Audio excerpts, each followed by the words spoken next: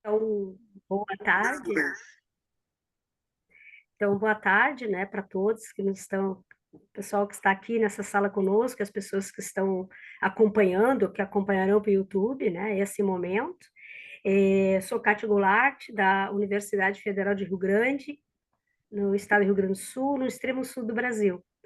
E fui convidada, né, e agradeço para coordenar essa mesa, mediar, na verdade, a exposição, né, dessa mesa, nesse evento tão importante. Eu agradeço, portanto, ao Edivaldo, né, Edivaldo, um dos organizadores do evento, que integra a Universidade da Alemanha, a Universidade de Tübingen, com a UNAM e a Universidade Fluminense do Brasil. Então, estamos aí integrados, né, com exposições de diferentes colegas de diferentes universidades do Brasil nesse momento.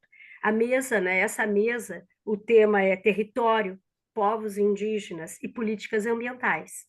E nós temos aqui 4 trabalhos que serão apresentados.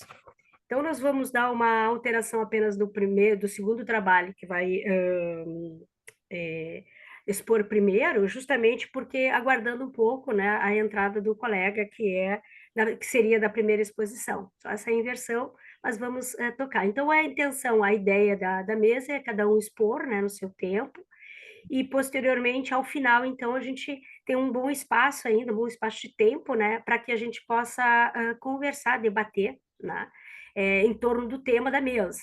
Acho que isso é super importante. Bom, então, a primeira exposição, né, bem-vindo aos colegas, um prazer tê-los aqui, conhecê-los, né, nesse momento também, poder escutá-los, para mim vai ser super importante, né. Então, a primeira exposição será, então, do Frederico Canuto, né, Como Retomar a Terra, as Terras Indígenas e Quilombolas em Belo Horizonte. Então, Frederico Canuto é arquiteto e urbanista, mestre em análise crítica e histórica de urbanismo e arquitetura, planejamento urbano e doutor em poéticas da modernidade. Com pós-doutorado em andamento pela USP, atualmente é professor adjunto da Escola de Arquitetura da Universidade Federal de Minas Gerais, do Departamento de Urbanismo, e membro permanente do Núcleo de Pós-Graduação da Arquitetura e Urbanismo da mesma instituição. Tem como campo de pesquisa narrativas cujo objeto é o espaço e suas múltiplas epistemologias, investigando as relações entre imagem e práticas socioespaciais imaginativas por um viés decolonial.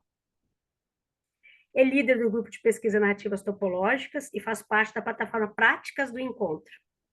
Coordenou o projeto Narrativas Indígenas dentro do programa extensionista Morar Indígena entre os anos de 2014 e 2021. Participou da pesquisa Narrativas da Violência, o Brasil de Dentro e de Perto, pela FAPEMIG. Desenvolve como coordenador o projeto de pesquisa Narrativas Democráticas, Imagens, a partir do Sul Global, financiado pelo CNPq, Pedagogias Políticas da Cidade, Arte, Urbanismo e Democracia, investiga planejamento urbano no tocante a questões relacionadas a formas de organização, ação, democracia radical, políticas públicas e ecologias políticas, a relação entre a política das imagens, territórios, seus saberes, fazeres, a relação entre espaço, cultura e políticas públicas no tocante às comunidades sulistas, narrativas espaciais por um viés decolonial e os narradores e formas de narrar a história. Então, eu passo o espaço, a voz e o tempo para Frederico, para que o Frederico, então, faça a sua exposição para nós. Muito obrigada pela participação já, Frederico. Tá certo. Kátia, primeiro eu queria agradecer, é, pelo espaço para a gente poder conversar. Eu achei o desenho da mesa, inclusive, muito instigante, assim, acho que vai ser uma conversa ótima. E eu queria dar bom dia para quem está no Brasil, boa tarde para quem está na Alemanha e boa noite para quem estiver depois da Alemanha, né? Porque, tendo em vista que esse projeto aí é um projeto que agrega pessoas de múltiplos lugares, eu acho que assim, bom dia, boa tarde, boa noite, né? Eu vou compartilhar minha tela aqui só porque eu preciso falar de algumas coisas que precisa de uma apresentação mais visual e depois isso eu acho que vai ficar um pouco desnecessário, mas enfim. Vocês estão enxergando aí Retomar a Terra com o meu nome? Sim, estamos. Bem, gente, assim, o título do meu trabalho chama Como Retomar a Terra, né? Retomadas indígenas e quilombolas em Minas Gerais. Frederico, só um momentinho. A tua imagem aqui não está na tela. Não sei se tu estás. Tu não aparece nesse momento, mas somente a tua exposição, teu slide. Peraí, é porque eu não sei como é que faz para aparecer junto. Sou eu que tenho que fazer isso? Edivaldo? Não sei. A configuração de Compartir. layout da chamada. Ah, ujú. ¿Podrías volver a compartir pantalla? Yo creo que está bien, se queda bien. Ahora Isso. habla. Agora, mas vocês estão me vendo? A Kátia falou que não tava me vendo, né? Eu tô vendo. Tá aparecendo um quadradinho aqui em Porque, cima o teu rosto. porque depende, eu acho, da configuração pessoal de cada um no programa Ah, Zoom. ok. Então, Ya. se ele está na tela, se não há problemas, pode expor, então, Frederico. Ok. Tá bom. Só mais uma coisa. Bem, esse trabalho, ele é resultado. Ele, na verdade, é a continuidade de uma pesquisa que o Programa de Extensão Moral Indígena fez, financiado pelo CNPq, que era morar morar na Minas Indígena, né, conflitos e cotidianos nos espaços indígenas em Minas Gerais. Ainda é um desdobramento de uma pesquisa que eu faço sobre essas narrativas indígenas e eu acho que eu também devo muito a ela, a uma tese de um ex-orientando meu que acabou de defender o doutorado que eu participei da banca, que é o Tiago Barbosa, cujo trabalho foi Retomadas Indígenas no Contexto da Região Metropolitana de Belo Horizonte, Alianças, Vulnerabilidades e Práticas de Resistir. Bem, eu vou primeiro apresentar um pouco o contexto de Belo Horizonte, né? Porque como está lá no título assim, todo o contexto espacial é Belo Horizonte. Eu acho que é bom eu apresentar um pouco, só para vocês entenderem espacialmente, assim, localizar espacialmente essa questão das retomadas e aí depois a gente parte para uma discussão que eu acho que vai ser de uma outra natureza. Eu acho que muito mais sobre os modos de viver do que propriamente sobre mapas e tal. Eu acho importante nesse primeiro momento mostrar os mapas, porque a gente tem uma visão assim do que ocorre. Bem, acho que para começar, a primeira coisa que eu queria falar é que Belo Horizonte, na verdade, é uma cidade aqui na região sudeste do Brasil e que nesses primeiros 24, 25 anos aí, né, desse novo século XXI, principalmente a partir de 2009, começou a se notabilizar no campo dos conflitos fundiários, porque começou a surgir aqui uma série de modos de ocupar a cidade que aqui comumente se chama de ocupações. Eu não vou me alongar muito no que é uma ocupação, mas eu acho que para a gente ter uma noção um pouco melhor assim, né? Ou a diferença de uma ocupação para uma favela, eu costumo falar isso, é que a favela ela acontece pela falta de habitação e ela vai acontecendo aos poucos, né? Enquanto que a ocupação, na verdade, é uma forma de ocupar o território que ela acontece de uma vez só e ela acontece já organizadamente. Essa organização ela não ocorre depois que o espaço é construído. Já há uma organização, uma série de apoiadores e parceiros que constroem a ideia da demanda por um lugar de morar e aí se organizam para ocupar esse território, né? E diferentemente da favela, que normalmente ela ocorre em áreas mais marginais da cidade, independente do estatuto jurídico da terra, inclusive, as ocupações em Belo Horizonte, justamente por elas acontecerem apoiadas por Comissão Pastoral da Terra, MST, advogados populares, uma série de outros grupos socioespaciais aí, né? As ocupações elas sempre ocorrem em territórios que não cumprem a sua função social, né? A função social é uma é uma é um, é um conceito que está na base jurídica do Estatuto da Cidade. O Estatuto da Cidade, que é uma legislação que ela é uma desdobra dos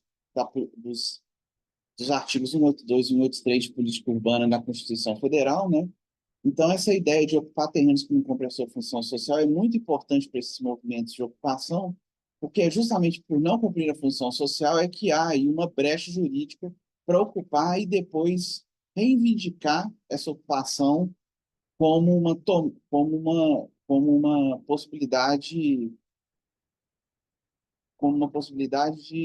legal dela se tornar uma terra daquele grupo, né?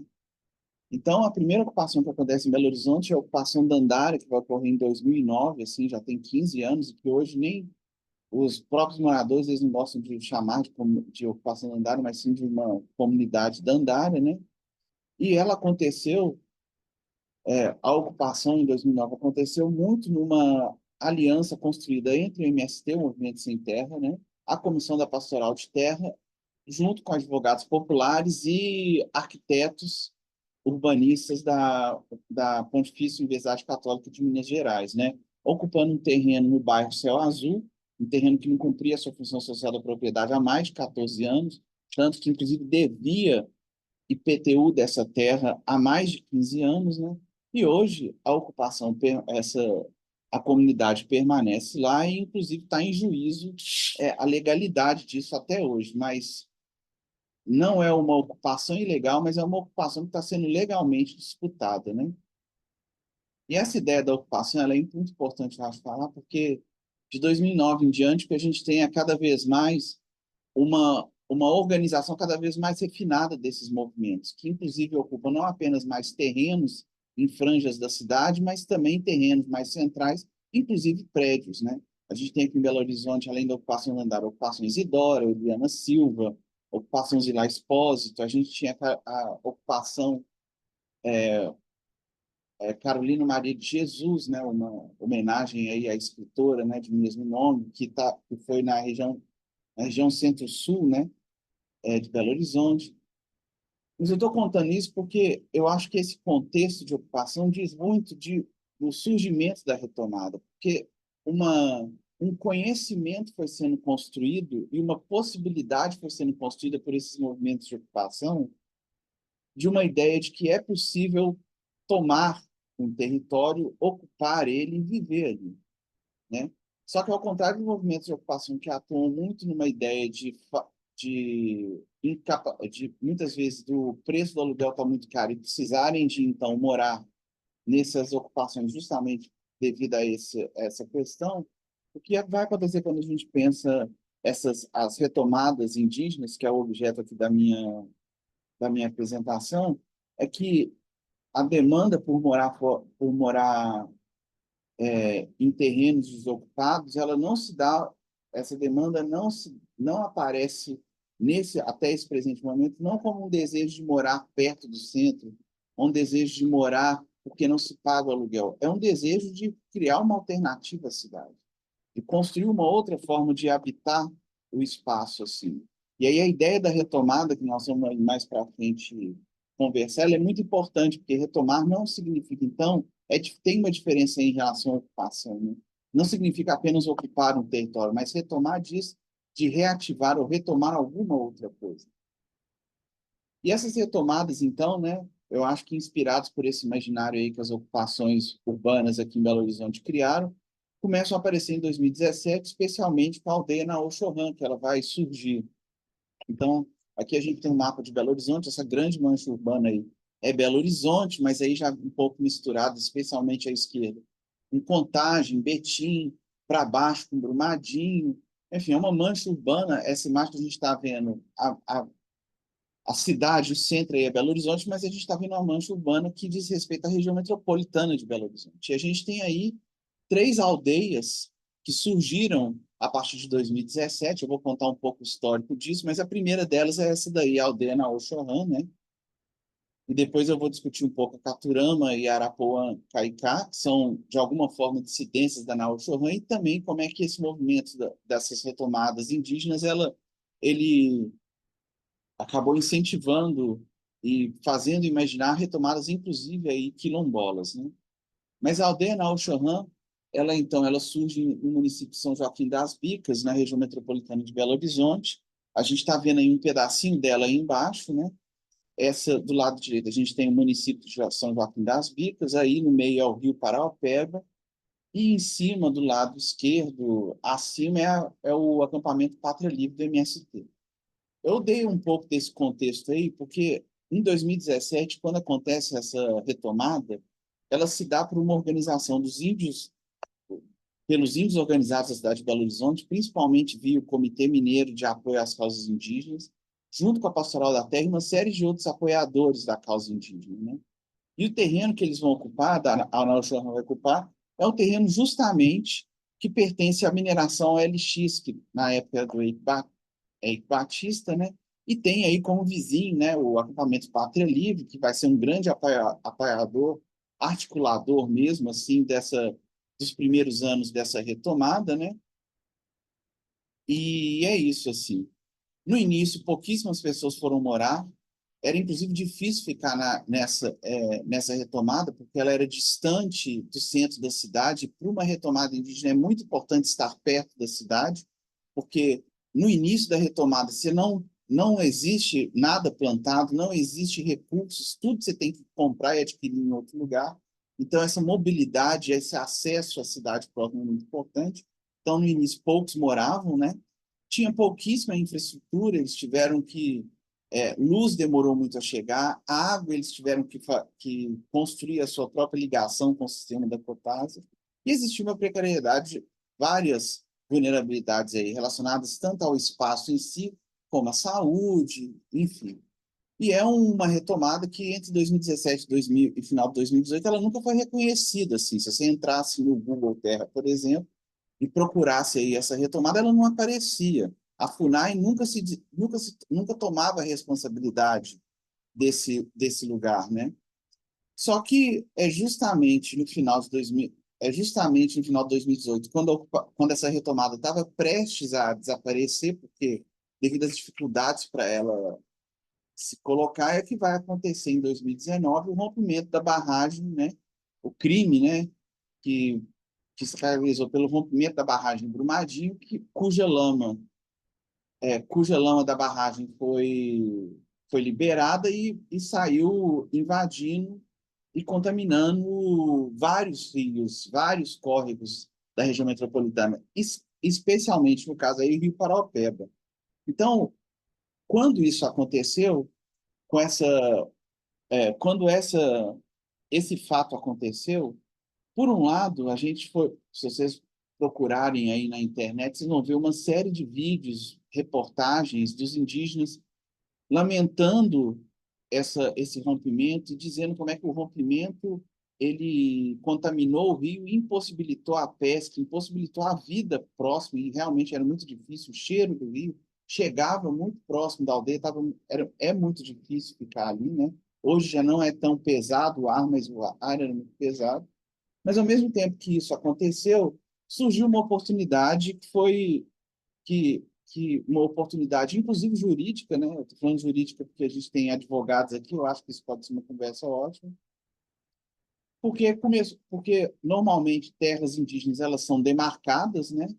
Você tem que comprovar uma presença indígena anterior, tem uma série de questões, e a terra demarcada ela é uma terra de responsabilidade do Estado que ela que ela é que ela é usada pelos indígenas, mas o que vai acontecer a partir de 2019 é que essa aldeia na Oxorron, ela ganha uma visibilidade, ela se transforma, ela ganha uma visibilidade, principalmente ela começa a ser reconhecida. Então, a Vale começa a ter que pagar auxílio emergencial para os habitantes da Naú Chorran, o que significa que aí há uma conversa sobre essa terra que eles ocupam e que foi contaminada, né? E aí entra a história do marco temporal indígena, inclusive. A aldeia Naú Chorran, ela é reconhecida pela FUNAI, a FUNAI começa a fazer um trabalho de cuidado com a população, com o povo indígena ali, um povo que inicialmente a ideia era de ser uma aldeia multiétnica, mas que a partir em 2019 já era predominantemente habitada por Pataxó Ranhanhã, vindos do sul da Bahia, Pataxó e Pataxó Ranhanhã, os primeiros vindos do sul da Bahia, e ganha uma visibilidade, inclusive aparecendo no Google, que parece uma informação irrelevante, mas que diz um reconhecimento desse território, né? Então, a partir daí, entre 2020 e 2024, onde, na região metropolitana, que existia uma retomada, agora, em 2024, a gente tem 7 retomadas na região metropolitana. A gente tem 3 dissidências, né, da Naô Chorran. Uma é a Naô... 3 dissidências, não. Uma é a permanência da Naô Chorran, ela continua existindo. Outra é a Naô Chorran Paraopeba. Uma terceira, que é a Caturamã, que é formada pelos Pataxó do sul da Bahia e Pataxó Ranhanhã. A Terra-mãe, que é na cidade, no entorno da cidade de Betim, que faz parte da região metropolitana. Arapuã Caquiá, que é do Chucuru Cariri, que eu vou mostrar, e a Camacan Grairá, que é dos Camacan Mongoió. Eu quero mostrar 2 em específico, que é a Caturama e a Arapuã. Nesse caso, assim, do que aconteceu, não? A Caturama é uma dissidência da aldeia Naô Chorran. Ela é um grupo de indígenas que sai da Naô Chorran e vão ocupar esse território aí, e é um território que ele é um território doado pela Associação Nipo-Brasileira. Ou seja, esse território ele não é demarcado, mas ele foi ele foi doado por essa associação aos Pataxó e Pataxó Ranhanhã. Eu não sei exatamente como essa doação aconteceu no que diz respeito aos pormenores jurídicos, mas o que interessa é que, assim, surgiu aí uma ideia de uma terra que estava lá uma terra na Oxorran, essa dissidência fez aparecer a aldeia Caturama, que é muito diferente da Nau Chorran, enquanto a Nau Chorran a gente tem um território que já era bastante usado pela mineração, um território muito vulnerável, a Caturama, ainda que esteja no meio da cidade, como a gente pode ver aí, inclusive sofrendo assédio de grileiros continuamente, gente querendo invadir para pegar madeira ou para colocar fogo. É uma aldeia também que tem um resto de Mata Atlântica e essa ideia da Mata Atlântica, e eles acabaram virando os guardiões dessa mata. Então, é uma legitimidade, um reconhecimento da sociedade civil, um reconhecimento da sociedade geral que foi se construindo ainda. Isso em 2021. E em 2022, a gente tem aí Arapuã Caquiá, que é uma ocupação do Chucuru Cariri, que é um povo que veio lá de Alagoas. Nos últimos 30 anos, eles vêm passando por um processo diaspórico lá de Alagoas, passando pelo interior de Minas Gerais e chegando aí, né? Isso, inclusive, está muito bem documentado na tese do Tiago Barbosa, como eu disse. Essas duas retomadas estão muito bem documentadas ali, né? Mas o fato é que essas duas retomadas, desculpa, por estarem próximas dessa história do Rio Paraopeba, ter esse contexto do rompimento da barragem, criar uma possibilidade de conversa sobre reparação. A Caturama é uma doação de terra, mas aí Arapuã Caquiá, na verdade, é uma terra que está sendo negociada para que a Vale compre como uma política de reparação ao que eles fizeram em relação ao rio e à terra como um todo, né? E isso inspirou uma terceira retomada, que é a retomada feita pelo quilombo Manzunzum Caiango, que é um quilombo que está dentro da cidade de Belo Horizonte, aí não é nem na região metropolitana, mas ela está dentro da cidade de Belo Horizonte, no pé da Serra do Curral, que é essa parte desocupada aí do lado direito do slide, né? E essa retomada, que é a Keuá Matamba, né, que vai ocorrer em 2024, ela vai se dar muito por uma ideia de essa retomada ela vai acontecer porque o quilombo ele sempre utilizou a mata da Serra do Curral, essa região aí chama Mata da Baleia.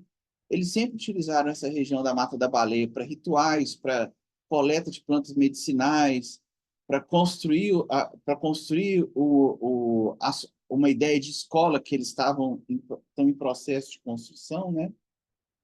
E eles fizeram essa retomada não apenas se inspirando nas retomadas indígenas, mas porque também estava acontecendo um avanço muito grande da mineração na mineração sobre a Serra do Curral. Então, o Instituto do Patrimônio estava tentando tombar a Serra do Curral, e a ideia dessa retomada acontecer ali é justamente para fortalecer a luta.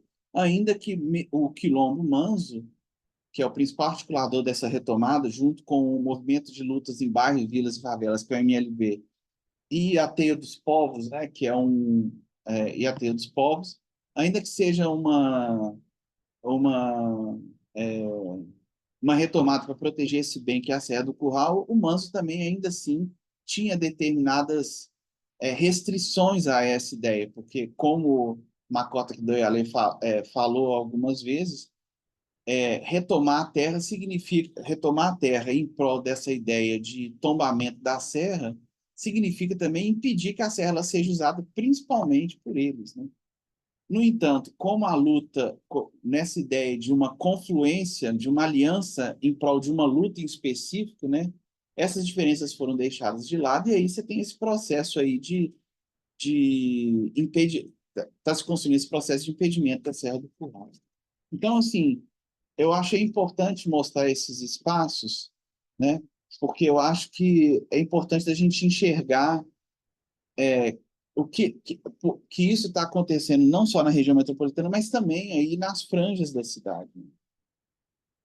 Agora, por que uma vez explicado isso, eu acho que é muito importante a gente entender assim, por que é retomada da terra e não retomada do território. Esse, inclusive, é o argumento da minha apresentação. Assim. Porque na ciência geográfica, na ciência, no direito, inclusive, e aí vai ser interessante escutar um pouco também vocês, mas existe uma distinção entre terra e território, assim, que inclusive foi se construindo nos últimos anos, né? A ideia de terra, de retomada da terra, da reforma agrária, é muito vinculada ao modo camponês de habitar o espaço brasileiro, né? Foi cada vez mais sendo substituído pela ideia de território, porque enquanto a terra diz respeito apenas ao pedaço de terra, território diz respeito não apenas à terra, mas a uma proteção dos modos de viver, né? Então, cada vez mais, tem um texto do André Guedes que chama Lutas por Terra e Território, né? Desterritorialização e como forma social, que eu acho interessantíssimo, assim, porque ele dá um grande histórico e ele esmiuça, teoricamente, assim, nesse lugar da geografia, como é que essa distinção ela vai acontecer, né? Mas então existe essa distinção entre terra e território. Mas quando a gente fala com os povos indígenas e povos quilombolas, a questão nunca é a terra, a questão nunca é o território, é sempre a terra. Eles insistem continuamente em falar da retomada da terra. O que traz uma dimensão, aí, se a gente pensando junto com a Isabelle Stangese, né, essa filósofa pensadora, assim, traz uma dimensão cosmopolítica para a questão, porque se a questão é da retomada não do território, mas da terra, a gente já não está falando apenas dos modos de vida humanos, a gente começa a falar também numa dimensão cosmopolítica, né, a partir dos saberes e compreensão do mundo por parte dos povos indígenas e povos quilombolas, a gente está falando de uma terra que ela é um sujeito, né? Cosmopoliticamente, a terra ela não é só o modo de vida humano, né? E ela não é caracterizada pelo modo de vida humano. A terra, para esses povos, diz respeito a uma política que ela é dos humanos, mas também diz respeito aos não humanos, ou seja, animais, plantas, e também aqueles que nem humanos são, que são os espíritos, que são os encantados, né? Isso povoa, né, a discussão e isso complexifica a discussão. Inclusive, não é à toa que hoje, no campo do direito, se fala tanto, né, a gente vê notícias aí, né, como é que você transforma a natureza em sujeito de direitos. Mas, para mim, aqui, o que interessa é dizer exatamente como é que essa saída da disputa territorial para uma disputa da terra não diz respeito apenas a uma mudança conceitual, assim, ou até mesmo uma subestimação da discussão conceitual. A passagem do território para a terra diz respeito a uma passagem de compreensão cosmopolítica, assim, né? Quando Schopenhauer fala da importância da terra, ele não fala só da terra, ele fala dos chapiri, fala dos espíritos, fala daqueles que são mais que humanos. quando o Krenak fala do Rio Doce, que foi contaminado pela lama do rompimento da barragem Bento Rodrigues, ele não fala do Rio Doce, ele fala do Uatu, que é o avô dos Krenak, né? Inclusive que para ele, ele não morreu, ele se encontra adormecido em coma, né? Quando a Makota Kidoyale fala da terra, né? Ela não fala, ela fala não apenas da terra, mas ela fala da planta, fala do terreiro, fala do ritual, fala do som. Então, assim, essa dimensão cosmopolítica, ela ganha uma ampliação da questão, ela faz ampliar a questão e complexifica a questão em outros lugares, né? Inclusive, assim, eu acho que nesse sentido, né, para a gente ainda, para não só apenas para ajudar a pensar, mas para sublinhar essa ideia de cosmopolítica, quando a gente pensa junto com a ideia do perspectivismo ameríndio do Viveiro de Castro, a gente está falando da Terra não como a Terra a Terra como um humano com quem é possível se relacionar, tendo em vista que para os povos indígenas, povos quilombolas, o centro de consciência da o centro de consciência de uma ideia de humanidade, ela se dá a partir justamente dessas relações. Então, o que acontece? A ideia de retomar a Terra, ela tem uma diferença em relação, não é à toa que eu falei aí das ocupações urbanas em Belo Horizonte, ela se diferencia das ocupações de Belo Horizonte, porque não significa apenas ocupar um território, significa reconstruir um laço com a terra, né? Assim. Mas também... Perdão que te interrompa, Frederico. Estamos com 20 e poucos minutos. Se puder fazer para que a tá, gente eu possa vou dar fechar, conta tá. de todos os espaços para todos. Aí a gente vai retomar com certeza depois nas perguntas e o momento final. Se tu puderes dar uma finalizada aqui. Não, tá, tudo bem, vou Tá? fechar. Então, a ideia da retomada, então, ela, ela inclusive, ela ganha uma outra dimensão quando a gente pensa que as retomadas, inclusive, elas acontecem justamente nesse contexto onde você tem mineração, no caso de Belo Horizonte, onde a mineração ela é tão presente. Então, nessa ideia de que, como o Schopenhauer coloca lá no livro dele da queda do céu, de que o que os povos indígenas estão fazendo é justamente impedir a queda do céu, se a gente olhar para essas aldeias, para o quilombo, o que eles estão tentando fazer é levantar o céu de volta. Ou se a gente pensar junto com a Sten Guese, junto com a Silvia Federici, assim, o que eles estão tentando pensar é como reencantar o mundo, assim. E aí eu queria só contar um caso em específico, que eu acho, dois casos em específico, só para fechar, assim, a minha apresentação, que acontecem, assim. Primeiro é o caso da Caturama, assim. A Caturama, nesse processo de retomada, esses indígenas, a maioria deles nunca viveu numa aldeia, nunca viveram fora da cidade. Então, há também aí, nessa ideia da retomada indígena, nessa ideia de reconexão com o mundo mais que humano e o mundo que não humano, significa construir uma nova relação com a terra que passa necessariamente por reinventar ou por inventar o que significa ser esse indígena em retomada. Então, a Caturama, que está plantando, que nos últimos meses plantou mais de 2.000 sementes para tentar ampliar essa mata que eles têm e que tem trabalhado junto com grupos de agroecologia, está tentando justamente retomar, né, junto com o TEA dos povos, está justamente tentando retomar essa relação com a terra. Uma relação com a terra que, por exemplo, no caso da terra do Chucuru Cariri, ela é completamente exposta quando a gente escuta o cacique falando de que essa terra, ele enxergou ela num sonho, né? E isso é muito importante porque a gente sabe que na cosmologia indígena, o sonho ele não é apenas diferentemente, né, na cultura ocidental, onde o sonho era uma sublimação, ou um sonho diz de um passado que não quer ir embora, mas o sonho na cultura chucro-cariri antecipa uma possibilidade é quase uma especulação, assim. Então,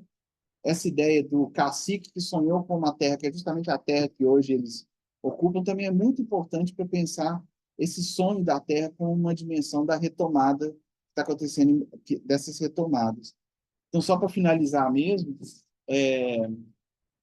o que eu acho que é importante é porque é preciso entender que a proximidade que a retomada tem quando a gente pensa em ocupação, porque há essa discussão que diz respeito ao direito da terra, mas é importante também entender a retomada a partir dessa dimensão do pé na terra, a partir dessa dimensão cosmopolítica, assim, porque retomar a terra significa reativar uma relação com a terra que muitos desses povos perderam devido a esse processo de desenvolvimento e urbanização que o Brasil sempre capitaneou aí, especialmente depois da ditadura. Bem, é isso. Obrigado, desculpe por ter passado tudo. Imagina, obrigada, excelente, né? Fiz vários apontamentos aqui aprendendo. E, bom, o ritmo também do mineiro, né? Eu sou do Sul, sou mais ágil aqui na fala. Acabei de me desculpa te interromper, mas efetivamente, né, como nós temos outros colegas que vão expor, me desculpa. Então, vamos passar para a primeira mesa, né? Na verdade, então, e convido Daniel e Rafael, Daniel Betanin e Silva, e Rafael da Silva Menezes, então, que vão tratar, né, do seguinte tema: a necessária participação dos povos indígenas na seara judicial para a proteção do direito ao meio ambiente, uma releitura do dever de consulta a partir da opinião consultiva número 23, de 2017, da Corte Interamericana de Direitos Humanos. Bem-vindos, então, Daniel e Rafael. Daniel Petaim Silva, defensor público do Estado do Amazonas, graduado em Direito pela Universidade Federal do Rio Grande do Sul, pós-graduado em Direitos Humanos pelo Círculo de Estudos pela Internet, mestrando na área de concentração Constitucionalismo e Direitos na Amazônia pela Universidade Federal do Amazonas. Rafael da Silva Menezes, que está conosco também, não? Pós-doutoramento em Democracia e Direitos Humanos na Universidade de Coimbra, doutor em Direito pela Universidade Federal de Minas Gerais, bacharel em Direito, especialista em Direito Processual Civil pela Universidade Federal do Amazonas, professor adjunto da Faculdade de Direito da Universidade Federal do Amazonas, coordenador do Programa de Pós-Graduação em Direito e do curso especialista em Direito Processual Civil da Universidade Federal do Amazonas. Membro efetivo da Associação Brasileira de Direito Processual Constitucional, membro da International Association for Constitutional Law, associado à International Society of Public Law, membro do Instituto Amazonense do Direito Administrativo, assessor jurídico do Ministério Público do Estado do Amazonas. Então, agora uma outra perspectiva, né, a perspectiva do jurídico, né, em relação ao tema que estamos tratando aqui. Então, bem-vindos, né, eu gostaria que vocês considerassem o tempo também, para que a gente possa depois ter um tempo final para conversarmos entre nós, né, acho que vai ser bem importante, tá? Bem-vindo, então. Deixo com vocês. Obrigado, boa tarde e bom dia a todos, não é? Aqui em Manaus ainda é dia, ainda são 11 horas. Eu quero primeiramente parabenizar a organização do evento, parabenizar a nossa mediadora e dizer que para mim, Daniel, tenho certeza, é uma honra poder estar aqui participando deste evento para compartilhar algumas ideias, algumas perspectivas sobre a democracia nessa perspectiva deliberativa e inclusiva dos povos indígenas em demandas judiciais. E o nosso resumo, ou o nosso trabalho, ele pretende fazer um passeio, não é, pela evolução, se assim podemos chamar, ou pelas mudanças de perspectiva normativa de integração de povos indígenas, de uma perspectiva inicialmente assimilatória para uma perspectiva integracionista, mas mais do que isso, para uma perspectiva que, de fato, faça com que as pretensões de validade intersubjetiva, as pretensões argumentativas dessas populações sejam levadas em consideração no momento não só de construções de políticas públicas, mas também a partir ou no seio de processos judiciais. Até porque nós sabemos que na Amazônia, no nosso estado, o estado do Amazonas, por exemplo, ele possui várias pressões econômicas para a instalação de grandes projetos de exploração vegetal, de exploração mineral, sobretudo. Há reservas aqui no nosso estado de ferro, de titânio, e que possuem, nós sabemos, um valor alto de mercado. E para que essas expressões possam ser compatibilizadas com respeito às características culturais, respeitos à manutenção, à vida dessas populações, é preciso que eles também integrem de forma eficiente os debates judiciais que tratam desses assuntos, para que suas perspectivas de vida possam ser encaradas e que as resoluções desses problemas não sejam exclusivamente formalizadas. E é sobre isso que nós vamos falar. Eu queria que o Daniel agora prosseguisse para prestigiar. O Daniel é nosso aluno do mestrado, quem tem a honra de ser orientador, e ele tem uma vivência prática, ele reside no interior do estado do Amazonas como defensor público, então ele tem uma vivência prática de como é, talvez um pouco complexo, integrar essas comunidades a um debate formalizado, à luz de um direito único, não é? Por favor, Daniel. É só um momentinho, Obrigado. Rafael, desculpe, mas eu acho que tu estás com com a câmera desconectada, será? Porque pelo menos eu não Eu estava te vendo, o Daniel estava todo tempo na câmera. É. Não sei se tu está com a câmera ligada. estou. Eu só vejo o Você- Daniel. Vocês não me veem? Vamos ver os outros. Ó, Eu vamos ver consigo agora. ver, eu Te consigo veo ver o bien. professor Rafael, né? Mas vemos. vocês me veem? Sí, sí, sí, sí. Ah, então Sí, sou eu que não vejo, eu vejo apenas o Daniel. Tá bem, então. Seguimos, novamente, é um problema comigo aqui, então. Eu estou de camisa vermelha. Obrigado, professor Rafael, pela introdução, pelas palavras. Realmente, a gente tem estudado bastante aqui no programa de mestrado da Universidade Federal do Amazonas, né, mecanismos de promoção da participação democrática dos povos nacionais da Amazônia, né, dentre eles os povos indígenas. Inclusive, meu projeto de dissertação aqui, orientado pelo professor Rafael, versa justamente sobre analisar, né, quais são os mecanismos atuais de participação democrática de um povo específico que nós escolhemos, a fim de justamente diagnosticar, né, se os meios legislativos hoje existentes proporcionam essa participação efetiva ou não e quais as eventuais mudanças que nós precisamos ter no nosso ordenamento jurídico. E a partir desse estudo, né, dessas reflexões que foram sendo feitas, surgiu a ideia dessa proposta de trabalho. E aqui eu vou ser bem sucinto, porque é justamente apenas um resumo, né, não é um estudo já completo, é uma ideia aqui de um estudo futuro que já vem sendo desenvolvido. E eu vou repetir o título, até porque ele é um pouquinho grande, mas passa justamente a ideia geral desse projeto de estudo, né? Que é a necessária participação dos povos indígenas na seara judicial para a proteção do direito ao meio ambiente. Uma releitura do dever de consulta a partir da opinião consultiva número 23 de 2017 da Corte Interamericana de Direitos Humanos, né? Por que esse nome e essa proposta? Cacá foi pra Nós lá. temos hoje a Convenção 69 da OIT, da Organização Internacional do Trabalho, que prevê o dever de consulta dos povos indígenas quando houver medidas legislativas e administrativas que os afetem diretamente. Então, nós já temos um documento internacional de proteção, né, dos direitos humanos que prevê a necessidade de consultar os povos indígenas quando houver aí medidas legislativas ou administrativas que forem desafetar. Mas esse documento ele não fala nada em medidas judiciais ou em decisões judiciais. E é daí que surge, então, né, essa indagação.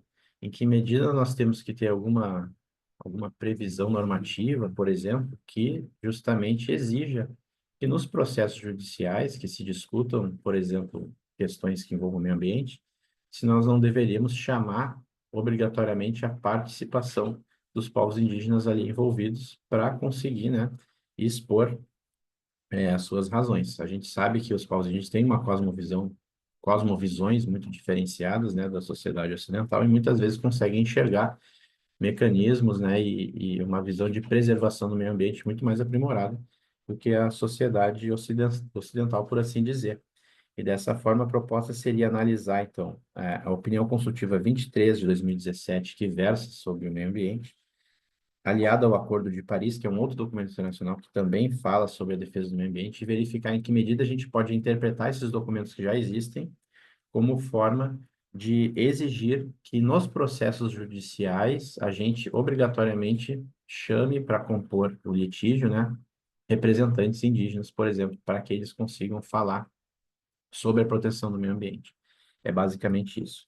E caso não seja possível fazer essa interpretação de que já há essa exigência de que os povos indígenas componham processos judiciais sobre o meio ambiente, pelo menos chegar a uma conclusão de que, bom, se não existe essa possibilidade de interpretar assim, então que seja, né, realizada uma nova normativa, seja de âmbito internacional ou mesmo processual aqui no ordenamento jurídico interno, para que eles consigam, né, compor. A gente, a partir da leitura desses documentos, vê a necessidade de que haja uma coerência, porque se há o dever de consulta nas medidas legislativas e administrativas, com mais razão também deve haver um dever de consulta nos processos judiciais, no caso do estudo que envolva o meio ambiente, considerando as razões aqui expostas.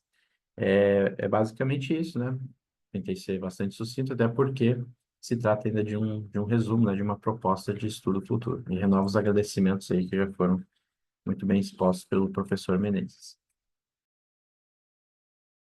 Muito obrigada aos dois professores, agradeço, não? Ao professor e ao seu orientando aqui, muito bom, obrigada, Rafael e Daniel, né, pela apresentação, então. E podemos, parece, então, irmos para a terceira apresentação, né, desse momento, né? Destruição ambiental e trabalho escravo na Amazônia brasileira, a exploração do trabalho como parte da exploração da natureza. De Dr. Gilberto Guimarães Filho e de Ana Luísa de Oliveira Pereira. Então, acho que essa é a primeira questão, né? O Gilberto Guimarães Filho, então, doutor em Direito pela Universidade Federal do Pará, onde atualmente realiza estágio pós-doutoral. Bem-vindo. E a Ana Luísa de Oliveira Pereira, que é mestranda da Universidade Federal do Pará, advogada da Clínica de Combate ao Trabalho Escravo da universidade, da mesma universidade. Então, bem-vindos os dois, né? E deixo para vocês o microfone e o momento, então, desse diálogo aí que a gente começa com a partir dessas apresentações de todo o grupo. Muito obrigada.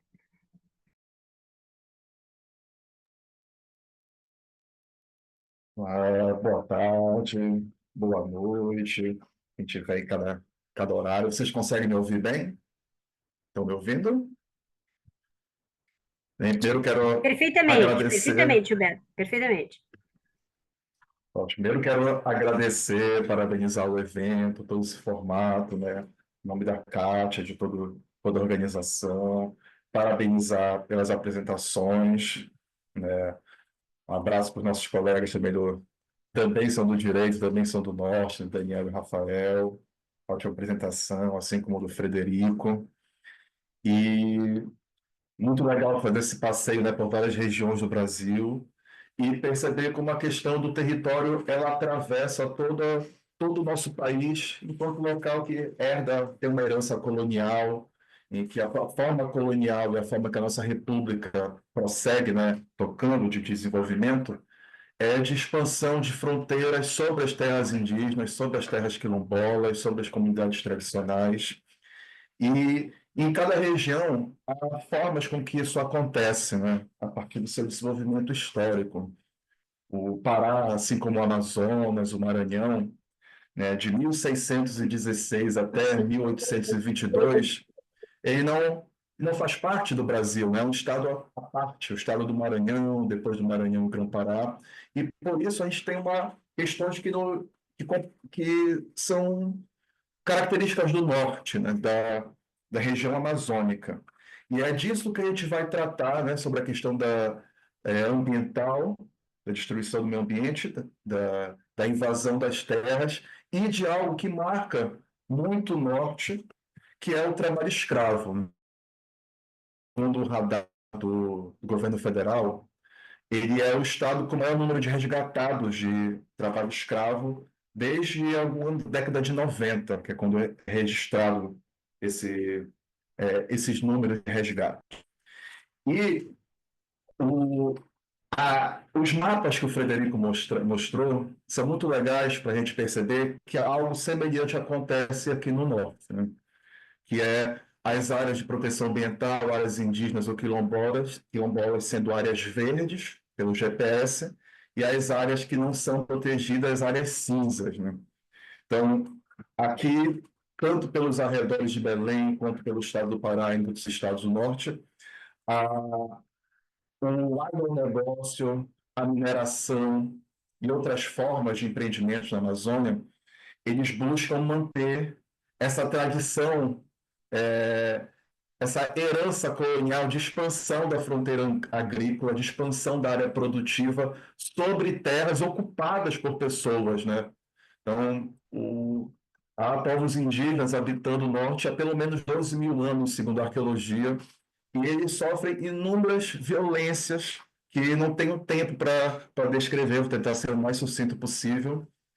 E o nosso tema, o centro do nosso tema, desse nosso esboço, resumo, é como, primeiro, né, algo que já está posto por todos nós, que não há como falar de território, de preservação ambiental, sem falar dos povos indígenas, né? A floresta é o jardim dos povos indígenas, como diz Ailton Krenak, né? A floresta amazônica é uma floresta antropogênica, como diz o Marcos Magalhães, selecionada, cultivada pelos povos indígenas. E quando essas áreas são destruídas pela mineração e pelas várias formas com que o agronegócio busca eliminar essas pessoas ou o domínio delas sobre esses territórios, a forma do trabalho inserido costuma ser, ou é recorrente, a forma do trabalho escravo, em que a Ana Luísa faz parte da clínica aqui da UFPA, né, que trabalha trabalha com combate ao trabalho escravo.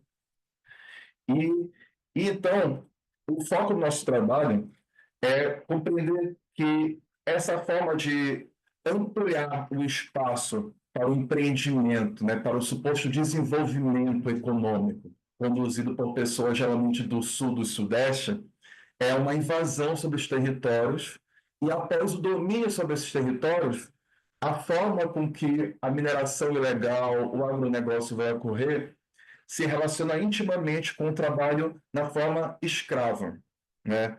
No termos jurídicos, nosso eufemismo jurídico é em condições análogas à de escravo, seja por dívida, né, por submissão a trabalhos exaustivos, etc.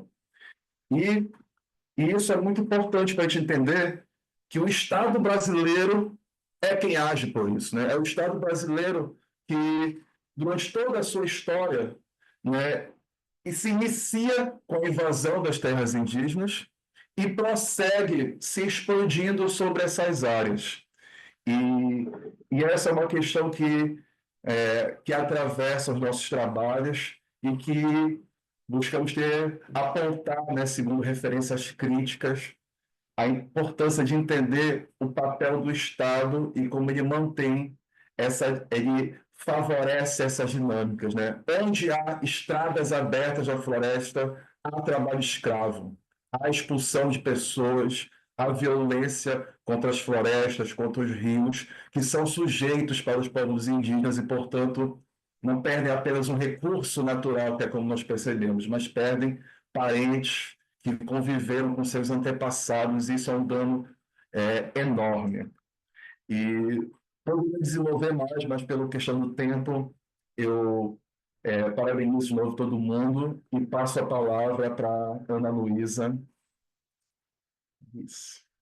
Muito obrigada, Gilberto. Antes de iniciar minha fala, eu gostaria de pedir desculpas pelo possível barulho que esteja acontecendo durante a minha fala. Eu estou no shopping porque eu tive um problema de logística, então peço paciência. Provavelmente, se a minha comunicação de vídeo falhar ou se o meu áudio esteja um pouco entrecortado. Mas, assim, o Gilberto já me apresentou de alguma forma. Eu sou mestranda lá na UFPA e faço parte da Clínica de Combate ao Trabalho Escravo da UFPA, uma das 3 clínicas no Brasil que tratam a respeito dessa temática, né? Então, eu sou residente jurídica lá. E é importante que eu faça esse recorte, tendo em vista, né, que as nossas falas, elas quase que denunciam sobre a nossa temática, sobre o que a gente vai se propor a pesquisar, pensar, refletir. E na esteira que o Gilberto falou, né, de forma introdutória, o nosso trabalho tem como objetivo compreender como as dinâmicas de colonização interna produzem essas estruturas de poder que a gente tem conversado, caracterizadas pela dominação, pela superexploração de um recurso, e aqui, né, bem entre aspas, porque a gente cansa falar recurso natural, mas a gente não não reflete como essa palavra recurso está interligada com essa noção de commodity, com essa noção de natureza que ela é desraigada, dessubjetivada, e que, portanto, né, como essa superexploração ela tem uma faceta que é tanto humana quanto natural. E o que a gente buscou demonstrar é que, historicamente, os interesses públicos e estaduais entram em confluência para a produção do discurso de expansão das fronteiras agrícolas, daquela noção de desenvolvimento em um local amazônico que não era habitado, que não tinha ninguém, só tinha uma mata encantada e que precisava ser desbravada e explorada economicamente. E que, como esse discurso de expansão, desenvolvimento da atividade pecuarista, como motor de uma nação como um todo, né, como um grande motor de desenvolvimento, esse discurso, na verdade, ele está bem fundamentado. E ele está fundamentado numa coisa. Ele está fundamentado no desmatamento de extensas áreas, está fundamentado também no desmantelamento dos modos de vida tradicionais e originários da nossa região. Então, o nosso trabalho ele não se preocupa apenas em demonstrar como o desenvolvimento das atividades de monocultura, que eu poderia citar vários, soja, milho, enfim, mas como essas atividades de monocultura e pecuária, tá? E especialmente a pecuária na Amazônia, são nocivas ao meio ambiente e também o de traçar um liame entre o desenvolvimento dessas atividades e a exploração do trabalho humano na sua forma mais degradante e precarizada, que seria o trabalho realizado em condições análogas à de escravidão. E aqui eu não gosto de usar esse termo, né? A gente tem que falar o nome certo, então é trabalho escravo contemporâneo, né? Análogo é um termo jurídico, mas por cunho político-social, a gente, tanto na clínica quanto em uso pessoal, a gente prefere escravo contemporâneo, ou escravizado, inclusive, né? Porque tem um agente aqui atuando por trás desse trabalho. É sabido, portanto, que as atividades que mais resultaram em resgate por trabalho escravo contemporâneo do Brasil é a pecuária. Porém, isso não é um dado isolado, né? Vez que as violações de direitos humanos dentro do mundo do trabalho, seja um trabalho degradante ou a predominância da informalidade, ela está estatisticamente relacionada ao setor da economia primária, que é a agricultura, a pecuária, extrativismo, enfim. Então, quanto mais... obviamente, existe trabalho escravo urbano, né? Mas, especialmente na nossa região amazônica, há estatisticamente uma predominância tanto do trabalho escravo contemporâneo relacionado à cadeia produtiva da pecuária, quanto a outras cadeias produtivas como a soja, o milho, carvão mineral e dentre outras, né? Então, essas coincidências, né, a incidência do trabalho escravo relacionado a essas cadeias produtivas monocultoras, e que demonstram também, inclusive, o interesse do Estado, né? Porque o agro é pop, o agro é tech, o agro é o principal produto do Brasil. Essas coincidências, que assim não são coincidências, reforçam a nossa hipótese, né? Que de certa forma, de tentar compreender como esse discurso desenvolvimentista que teve como alvo a Amazônia tem fechado os olhos para um problema que possui dupla faceta. Então, é tanto um problema ambiental quanto um trabalho que viola a dignidade de pessoas humanas e não humanas, né? Também é importante a gente falar, fazer esse recorte. Então, esse trabalho ele tem se desenvolvido de uma forma meio que embrionária, puxando algumas considerações que a gente faz dentro de uma disciplina que o professor Gilberto ministra na pós-graduação, e também motivada pelos trabalhos que eu tenho desenvolvido na clínica como advogada jurídica. Então, muito obrigada. Eu me proponho ao debate porque, pelo tempo, eu acredito que quanto mais a gente conversar e mais rápido as nossas apresentações sejam, mais a gente consegue trocar uma ideia, que especialmente já me coloco à disposição para falar sobre a distinção que o professor Frederico fez sobre terra e território. Muito obrigada. Muito obrigada pela participação e exposição. Escutamos bem, apesar dos certos ruidinhos na área, né, no shopping aí. Então, a gente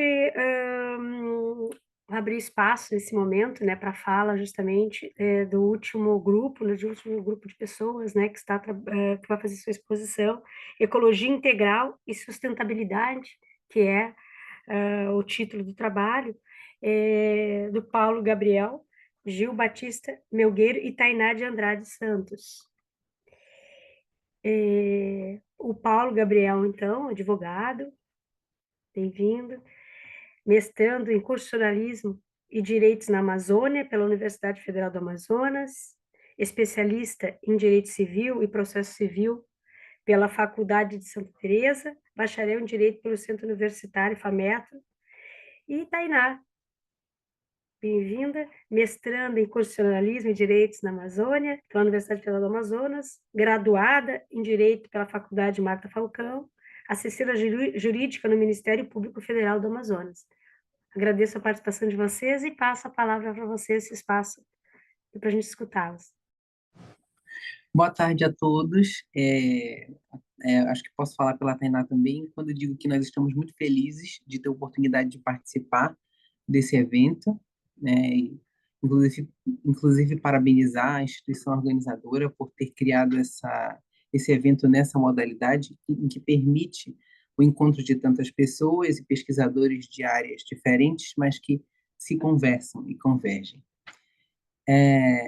E aproveitando a oportunidade, também cumprimentar com um carinho especial os nossos colegas que são da nossa universidade, o professor Dr. Rafael Menezes, que é coordenador do nosso programa, e o nosso colega Daniel.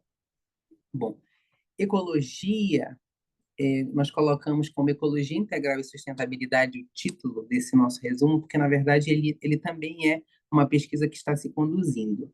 Nós tivemos essa surpresa que foi relacionada com a campanha da Fraternidade de 2025, que tem como tema Fraternidade e Ecologia Integral. Não sei, provavelmente nem todos estão familiarizados com certas instituições ou programas, então eu vou explicá-los, né?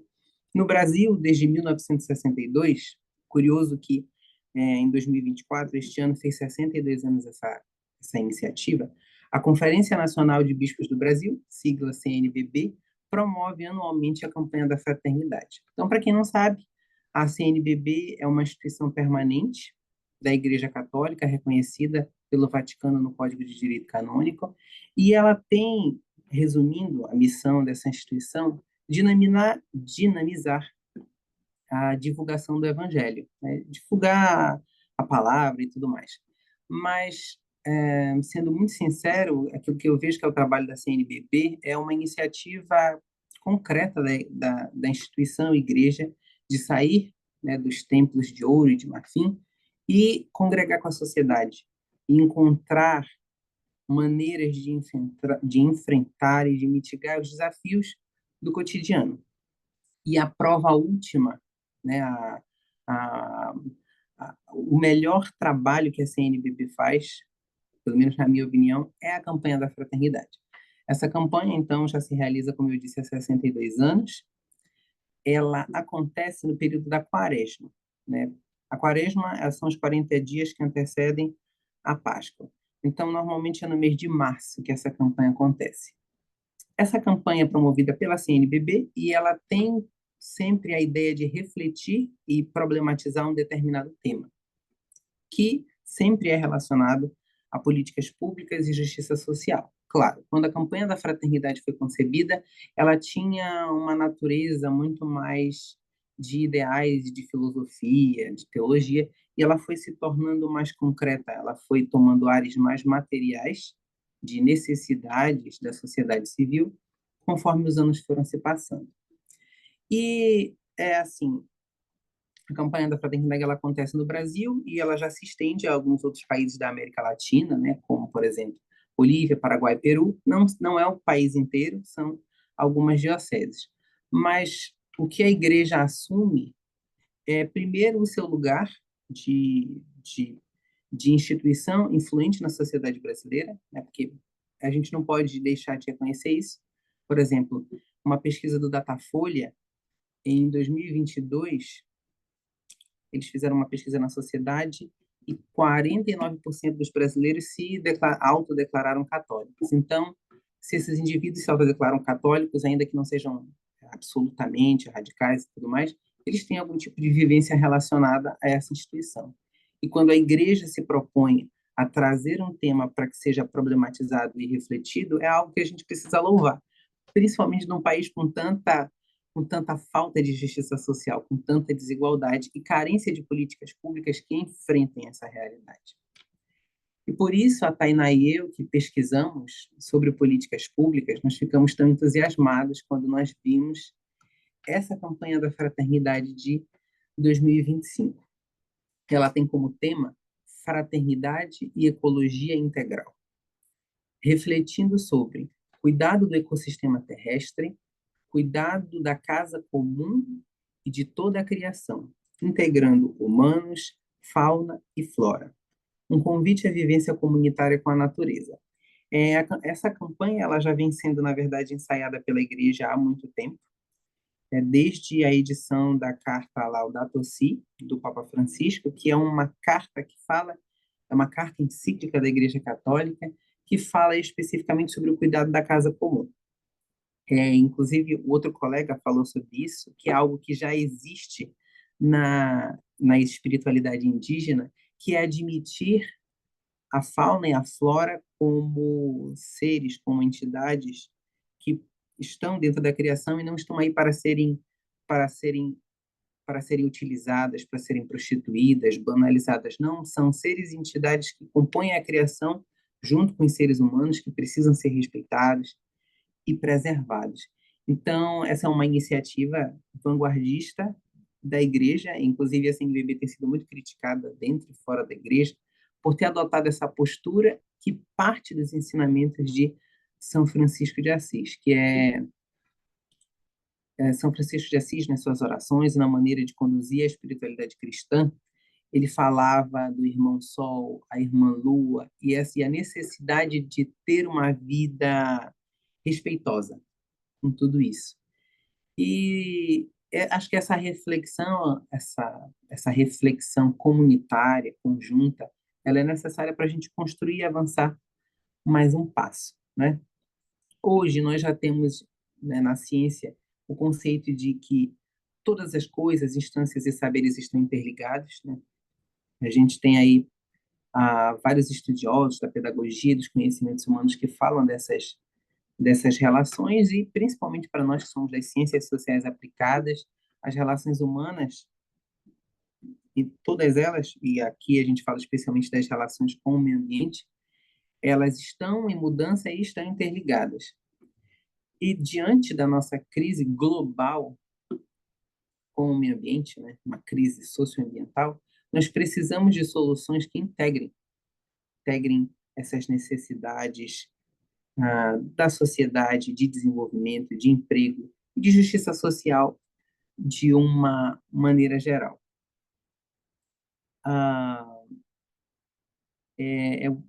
Eu realmente acho que é uma reflexão muito interessante.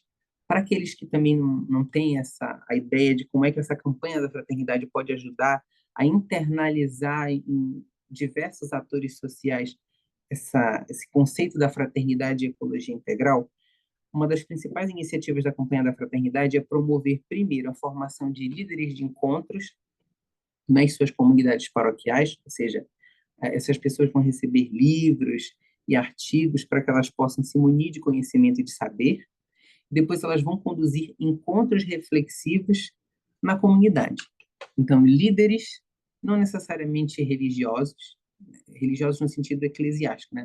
Não só padres e freiras, mas pessoas da comunidade, leigos, são formados e levam consigo para a comunidade, para ter encontros na rua mesmo, reflexões, questionar as pessoas sobre, no caso, fraternidade e ecologia integral, né? Pensar por que eu estou colocando fogo, a exemplo da nossa cidade de Manaus, por que você está colocando fogo nesse terreno que tem floresta próximo à sua casa? Por que você está fomentando a poluição desse riacho que passa tão próximo à sua casa? Por que não respeitá-lo? E assim sucessivamente. e as próximas reflexões vão ser tratadas pela minha colega Tainá. Eu agradeço a todos esse espaço. Boa tarde. Boa tarde, bom dia ou boa tarde, pessoal. Como o Paulo bem introduziu, a gente vai tratar muito sobre a ecologia. Então, hoje, atualmente, na nossa sociedade, com inúmeras complexidades, é necessário analisar essas complexidades por meio de um paradigma ecológico. Afinal, hoje em dia, a gente não consegue mais encaixar cada circunstância apenas em uma concepção. Então, o viés ecológico ele vem justamente como uma forma alternativa e integral de verificar um sistema que é assim novo na nossa sociedade. Então, com esse novo paradigma, a gente pensou em investigar os conceitos de sustentabilidade, de fraternidade e de desenvolvimento alternativo, que é um paradigma de ruptura, vamos dizer assim, com os modelos tradicionais de desenvolvimento que às vezes negligenciam os impactos sociais e os impactos ambientais. Então, alguns elementos que nós colocamos como objeto de estudo e que caracterizam esse modelo alternativo de desenvolvimento global são principalmente a concepção do meio ambiente como um bem coletivo. Então, como o Paulo falou, o meio ambiente como uma visão holística do meio ambiente, não só vendo os sujeitos humanos que habitam, mas também um viés dos sujeitos não humanos, como a própria fauna e flora. E a gente vê muito isso na Amazônia com os diversos trabalhos que falam da natureza como um sujeito de direitos em si. E outro desses elementos que a gente vai investigar é a defesa do trabalho dos povos indígenas, que muitas vezes é negligenciada, né? E, por fim, o papel dos movimentos sociais e das organizações da sociedade civil. E aí com foco como o Paulo falou, na campanha da fraternidade. Então, nesse novo contexto, a concepção do meio ambiente como um bem coletivo significa reconhecer que os recursos naturais eles são patrimônios que devem ser protegidos e preservados para as futuras gerações humanas e pelo próprio bem da natureza em si. Então, isso implica em práticas sustentáveis, na redução da degradação ambiental, na promoção de uso responsável dos recursos naturais e, enfim, tudo com a finalidade de garantir condições justas e dignas para o desenvolvimento sustentável atualmente. E aí, a defesa dos povos indígenas também entra como um ponto crucial nesse novo paradigma da ecologia integral, porque os povos indígenas são a população que mais possui conhecimento profundo e tradicional sobre a sustentabilidade, sobre o uso sustentável dos recursos naturais e a preservação do meio ambiente. Então, a proteção dos territórios e direitos dos indígenas é essencial para a manutenção da biodiversidade e para a implementação dessas práticas ecológicas de uma forma eficaz e de uma forma, vamos dizer, escalonável. E, por fim, o papel dos movimentos sociais e das organizações da sociedade civil é destacado também como uma parte fundamental do trabalho, porque isso viabiliza que essas entidades atuem como promotores de mudança, de uma forma a mobilizar a população e incentivar a população mesmo a, a olhar pela ótica da justiça socioambiental. Então, é uma voz das comunidades que desempenha um papel vital na construção de um futuro mais justo e também mais sustentável. Então, a ideia então do estudo geral é possibilitar a compreensão de conceitos que já existem, como a sustentabilidade e a justiça socioambiental, mas agora com um viés holístico e num sistema inédito que não se verificava anteriormente.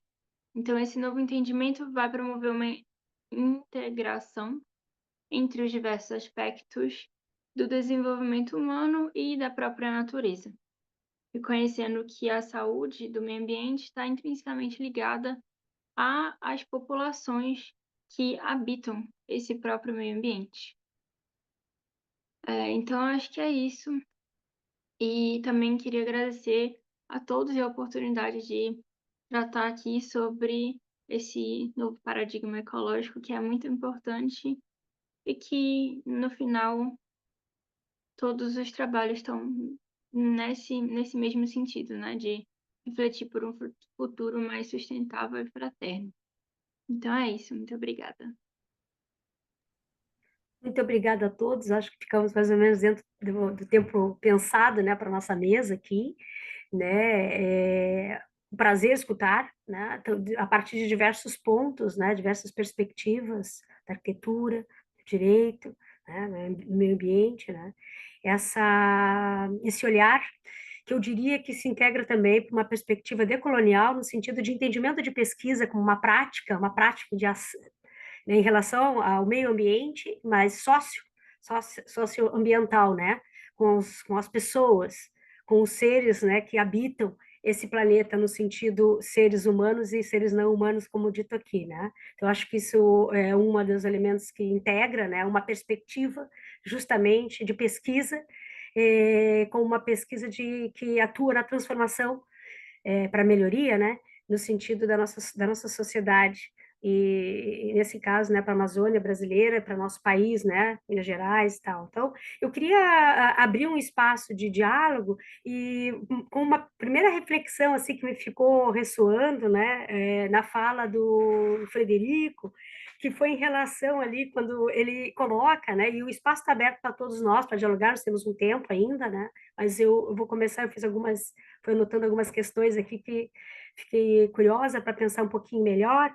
Quando tu falas que o sonho da Terra, né, ela é como retomado com uma ressignificação, né? Talvez é mais uma pergunta, né? O sonho no sentido de que tu sonha com a Terra como uma projeção, mas o sonho no sentido de que tu volta como memória a buscar, né? E a conceber o teu território, o território que te pertence, no caso, né, das comunidades indígenas, né? Não sei se foi o meu caminho aqui de interpretação, né, faz sentido, e de como que seria, né, essa relação entre o sonho, que é tão marcado na memória dos povos indígenas, né, e a reconfiguração das terras, desse território que eles aspiram, né, construir, reconstruir. Frederico. Olá, Kátia. Obrigado pela pergunta, assim, porque eu, ontem, quando eu olhei assim, o texto, eu falei, não, isso vai dar certinho os minutos que eu imaginei, mas ficou muito maior. Eu achei a pergunta ótima, assim, porque, na verdade, essa é uma discussão que a gente estava tendo, assim, que a ideia do sonho, né, a ideia do sonho, ela é debatida na psicanálise, na filosofia com Benjamin. O sonho sempre tem ele é colocado de diferentes formas, assim. E aí eu achei interessante isso de você chamar esse sonho através da memória, porque eu estava pensando no sonho a partir de um livro que eu li há pouco tempo, que chama O Desejo dos Outros, né, que é uma etnografia dos sonhos Yanomami, onde a autora ela vai falar que o sonho na perspectiva Yanomami não é necessariamente para falar de uma memória passada, mas mas diz de uma antecipação de futuros encontros, né? E aí ela vai tomar o Queda do Céu do Copenau e do Albert para falar de assim, como é que, e aí ela vai pontuando isso ao longo do livro e vai dizendo, olha, quando o Copenau fala de sonho, ele nunca fala do sonho como uma memória anterior. Ele sonhou com Nova York antes de ter ido em Nova York. Ele sonhou com... Então, é essa ideia do sonho numa chave da especulação narrativa, numa chave de uma antecipação mesmo, assim. Agora, quando a gente fala do sonho no contexto das retomadas, especialmente do Chucuru Cariri, quando o cacique me disse isso, eu fiquei olhando para ele pensando assim, o quanto que tem aí do sonho de uma... Porque ele falou, foi essa terra que eu sonhei, essa fazenda aqui, que é a que eles ocupam hoje, eu vi isso aqui no meu sonho. Aí eu fiquei assim, claro, para quem sofre esses processos diaspóricos, assim, o sonho, diz respeito a uma memória afetiva anterior, sabe? Mas também não quis descartar essa possibilidade de pensar que esse sonho que ele está tendo de uma terra diz respeito a uma cosmologia, diz respeito a um conhecimento cosmológico que é próprio do Chucuru-Cariri, assim. Então, eu acho que tem essa dimensão dupla aí, sabe? Interessante, obrigada. Alguém gostaria de fazer alguma pergunta entre nós, entre as exposições feitas? Eu gostaria de fazer uma breve intervenção, assim, como eu já tinha anunciado. Eu falo e aproveito para falar que eu tenho que sair, porque eu também tenho aula daqui a pouquinho. Mas eu fiquei, assim, bem curiosa com a fala do professor, porque também direcionando a pergunta e, na verdade, não só uma pergunta, mas levando em consideração, inclusive, uma passagem da Queda do Céu. Também foi um livro que a gente trabalhou em algumas disciplinas e eu tive um pouquinho de contato.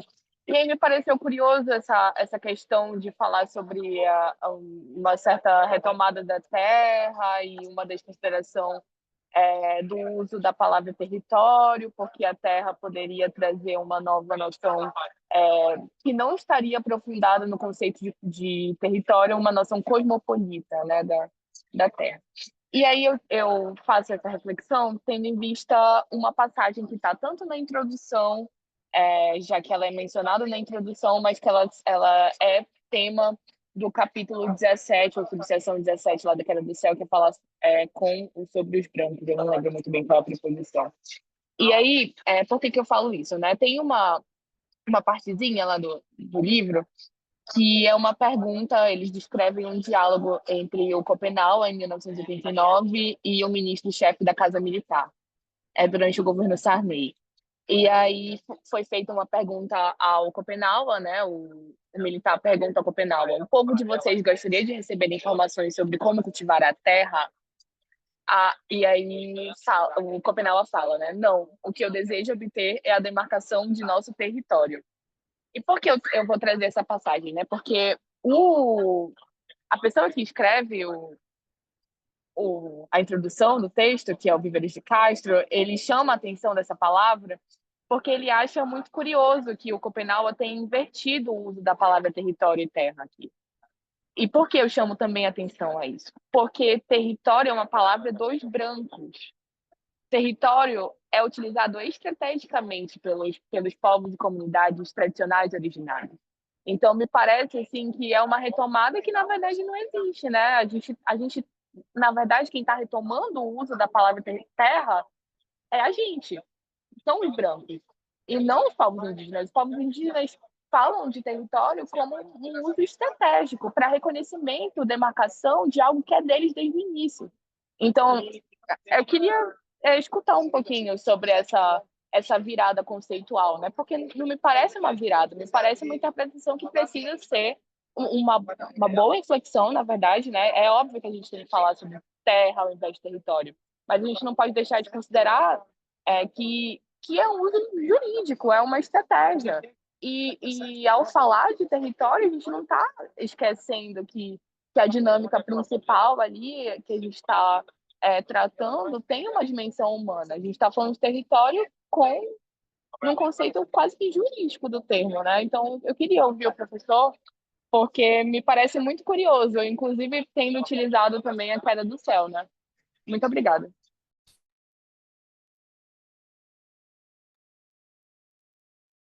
Foi a mim que ela perguntou, né? Parece que sim, Frederico. Devia saber. Não falou teu nome, mas o texto tinha a ver. Não, que ela começou da questão jurídica, eu falei assim, nossa, tem uns advogados aqui, aí eu fiquei meio na dúvida, mas... Pois então, os advogados poderiam também se acharem pertinente falar, obviamente, né? Podemos começar. Eu adoraria escutar, porque eu entendo isso que ela está dizendo, assim, desse uso estratégico pelo Copenau da ideia de território para demandar a demarcação da sua terra, porque ele sabe que se ele não fala território, o branco vai escutar isso de outra forma. Ele sabe para quem ele está falando, né? Agora, é interessante, Ana, porque, se me permite chamar de Ana, Claro. Luísa, é que a questão é que quando você está falando nessas retomadas indígenas ao redor de Belo Horizonte, você está falando de povos assim que muitos deles sempre viveram, povos não, etnias, né? Que sempre viveram sempre viveram em ambientes altamente urbanizados assim. A retomada é um processo muito está sendo até gravado aqui, eu tinha até medo de usar esse termo, mas é um processo de reconstrução, assim, mas reconstrução não de uma construção lá atrás, é uma reconstrução baseada no que está lá atrás, para o que pode ser indígena hoje, né? Então, quando eu escuto eles falando da necessidade de retomar a terra, esses indígenas, eles estão retomando essa palavra, que para os povos isolados e anomano, eu concordo plenamente com você, assim, para eles, inclusive, se bobear não é terra. Terra é outra palavra que é uma palavra deles, né? Mas para esses povos em retomada, começar a falar da palavra terra já é um passo cosmopolítico forte, sabe? Eu acho que é nesse registro que eu estava falando, assim. Rafael, quer falar Perfeito. também? Oi? Peraí, a Ana falou um negócio aí. Ana? Não, só agora fica muito mais claro para mim, porque eu acho que o contexto da fala regional ajuda muito, né? Eu não conheço como são desenvolvidas essas ocupações que você mencionou, mas eu tinha ficado assim bem instigada com a tua fala exatamente por isso, né? Por essa virada e que agora com a tua explicação fica bem mais claro a tua proposição. Só um pequeno complemento, é até interessante, assim, porque a ideia de retomar a terra, que o Tiago Barbosa, que eu referenciei na minha apresentação, eu orientei dele o mestrado em 2017 e 2019, aí em 2020 ele entrou no doutorado, que ele terminou agora em 24. No mestrado dele, a ideia de retomar a terra a ideia da terra era altamente abstrata dentro da aldeia Naoshorun. Existia ainda uma ideia de sobrevivência, era assim, sobrevivência, era como é que você lida com um rio que está poluído, que está contaminado, como é que você lida com essas situações. Quando o Tito faz essa pesquisa de 20 a 24, você já começa a ter uma presença de práticas agroecológicas, já a presença de rituais muito mais fortes que congregam muito mais, assim. Então, essa retomada é um processo nesse sentido, assim.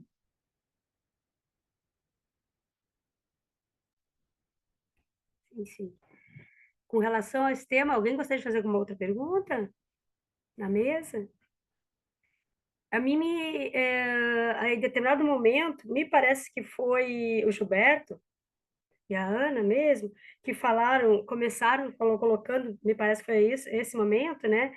Que o Pará não faz parte do Brasil, né? E aí isso me chamou muita atenção, né? Essa ideia de que o Pará não faz parte do Brasil, porque essa é uma perspectiva de vocês, né? Evidentemente, paraense. Em que sentido, né? Perguntaria. Opa, oi, Kátia. Então, acho que tem dois pontos sobre isso, né? O primeiro ponto é o ponto histórico. Isso é muito desconhecido, mesmo para os paraenses, né? Que é que o Brasil, enquanto Estado colonial, não foi um Estado único. Belém é fundada em 1616 pelos portugueses, e em 1621, 5 anos depois, Portugal, por uma questão logística, por uma questão de navegações, rotas marítimas, divide o território português, domínio português, em dois estados separados, o estado do Brasil e o estado do Maranhão, que vai mudando de nome, depois se torna Maranhão e Grã-Pará, Grã-Pará e Maranhão e vários outros nomes. Portanto, tem o governador-geral do Brasil, governador-geral do Maranhão.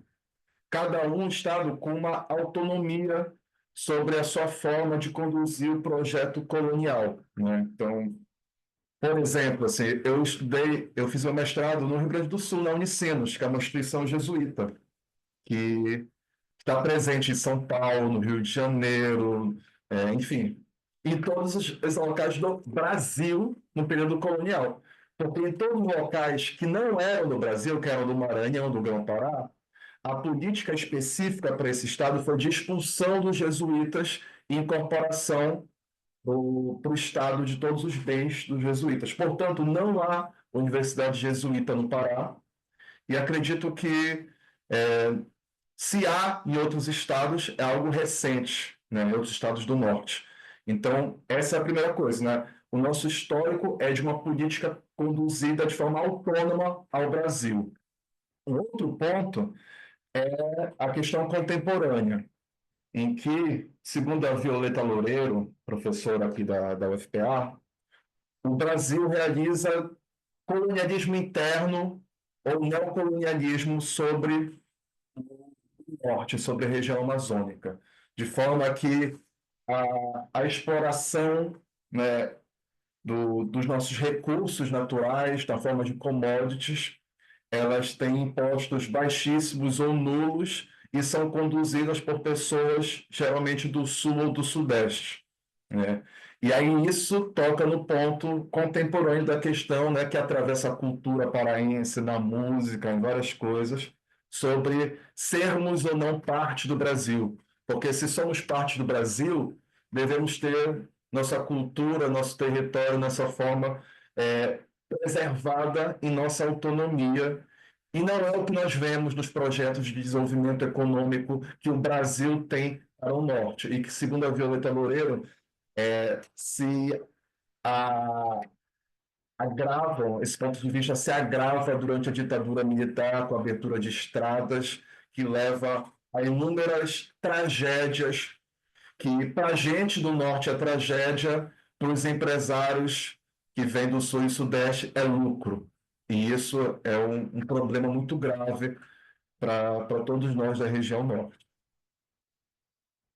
E só Entendi. complementando a fala do Aham. Gilberto, não é que o Pará não faça parte das 27 unidades federativas que compõem o Brasil atualmente, né? Mas é só provocando essa ideia de como que, historicamente, há uma certa não correspondência no período colonial entre aquilo que era Brasil e aquilo que era o estado do Grão-Pará, e que, contemporaneamente, né, como a gente consegue enxergar essa dinâmica de poder colonial, que antes era relacionada, né, uma estrutura vertical de metrópole e colônia, e que hoje pode ser interpretada como Brasil e Amazônia, né? Sempre um eu e um outro amazônico ali, que sofre uma interferência muito mais marcada. Só isso, só complemento. Sim, entendi, sim.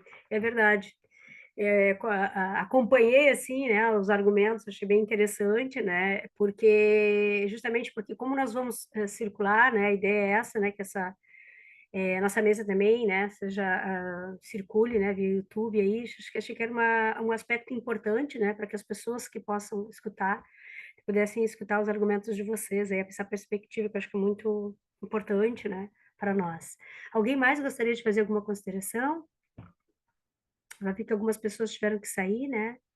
Então, eu vou solicitar aqui, encaminhar, né, o fechamento da mesa, agradecer imensamente a participação de todos, a exposição de todos, né, dizer que foi um prazer escutá-los, poder abrir esse espaço, né, para nos escutarmos, nos conhecermos também, escutar o trabalho de vocês, e agradecer e passar a palavra agora para o Edivaldo, nosso anfitrião aqui, né, a partir da universidade e organizador do evento. Edivaldo, dejo contigo la palabra. No, simplemente agradecer, muchas gracias a todos, a todas por su presencia y sobre todo a Katia por tu generosa moderación. La verdad, los felicito a todos y nos vemos próximamente. Muchas gracias a todos.